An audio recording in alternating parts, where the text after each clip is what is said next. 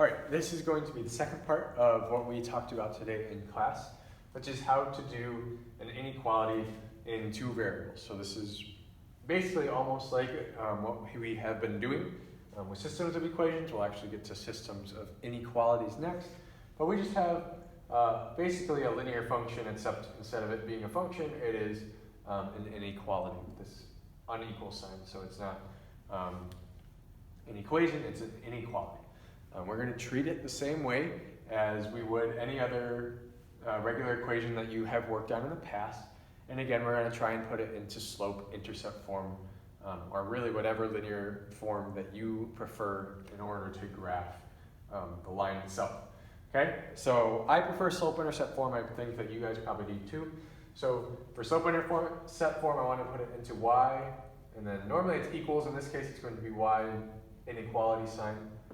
Mx plus b, and so I want to get y by itself basically. So to do that, I'm going to subtract by 6x. So remember that I can use my operations just as I would normally. And so I subtract by 6x, and negative 2y is less than or equal to 10 minus 6x. Okay? Here, y is not by itself yet, so I want to keep on working to get it by itself, and really I only have one more step. So I'm going to divide by negative 2, since this is negative 2 times y, the opposite is dividing. So I'm going to do divide by negative 2 to both sides. Okay, so I'm going to do this, and now remember I have just divided by a negative number. If I am dividing or multiplying by a negative number, my inequality sign is going to flip into the other direction. Okay? So it's going to flip into the other direction. So I now flipped my sign, I've divided by my negative. We can simplify this. This becomes 10 over negative 2 minus 6x over negative 2. Okay, so you can just split it up. So this goes to that one goes to this one. So I end up with y is greater than or equal to negative 5 plus 3x. Okay? It's not exactly in slope-intercept form because normally we have x comes first, so if it makes you feel better, we can just switch the order of these two since it's just addition. So your y is greater than or equal to 3x minus 5. Okay? So now I know my slope, I know my y-intercept, so I'm going to graph my line. So you should be able to do this just by, once you get to this equation, you should be able to sketch a graph. So I know that my y-intercept is at negative 5, and I know that my slope is 3, which means I'm going up 3 over 1. So we'll say negative 2 and 1 here. One point should go through here. So I'm going to just kind of sketch my line. It should look something like this, more or less. It's not perfect because I'm not using graph paper, but you could draw it more accurately if you'd like. Okay, so this is my graph.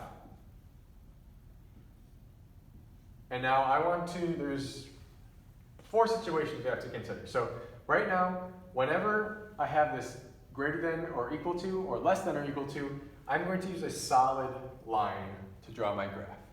If this was, for example, y is just strictly greater, no equal to, y is just strictly greater than 3x minus 5, I would draw that with basically a dotted line or a line with spaces in between to signify that it is strictly greater than 3x minus 5, okay? So I'm going to fill that in again because that was not our original equation. So I want y is greater than or equal to 3x minus 5. Now, how do I know which side is greater than 3x minus 5? Or which side I should be shading in? So normally in linear equations, we just draw the line and we're done. In inequalities, we have to draw the line and then we have to shade in the area that represents all the solutions of this system. So if I wanted to figure out which side I should shade in, what I would do is I would pick a point somewhere on either side of the line. Not on the line, but on either side of the line. And the easiest point that I can think of that I would choose would be to pick the point at the origin, which is the point 0, 0. Okay? So what I would do here, I'm going to check and see if something is true. So I'm going to plug in 0 for my x and 0 for my y and see what happens when this happens. So I'm going to say that 0 is greater than or equal to 3 times 0 minus 5.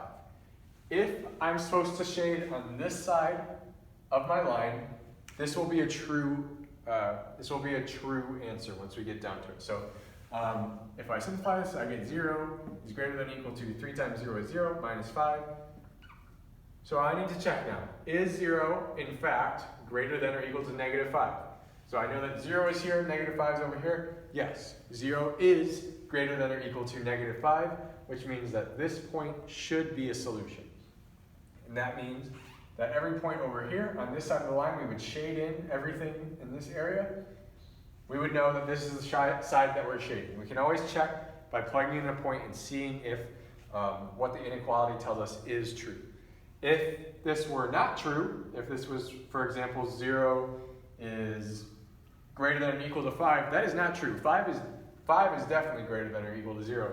I would have chosen the other side if that was false. Okay? So you have this is your equation now. You have your line, you have your shaded inside. For example, if I flip this sign, if I wanted to know if y was less than or equal to 3x minus 5, I would have ended up shading in over here. Okay? So we just did an intro problem to that. There are intro practice problems on the Google Slides that is attached to Google Classroom. Whether you are going to be back tomorrow or you've been doing MAP, this should be a pretty straightforward concept, and if you need more practice problems, I can certainly give you them. Okay?